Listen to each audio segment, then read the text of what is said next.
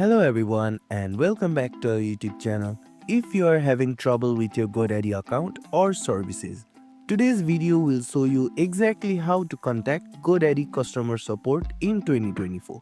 Whether it's a billing issue, technical support or general queries, we've got you. So let's dive in. First of all, open any browser on your mobile device and go to GoDaddy's official website, which is www.godaddy.com.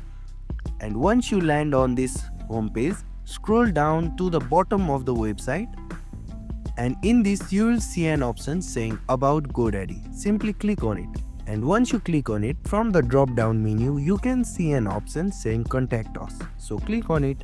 Once you click on it, you will be redirected to the contact section. Here you can see you can either contact the customer service using the Call Us option or the Chat Now option. If you want to try the Call Us feature, then you have to click on this option, Phone Numbers and Hours. From there, you will be redirected to this page where you can get the contact number according to your country. And if you don't want to call, then simply chat with them. You can go back to the page and here you can see the option saying Chat Now.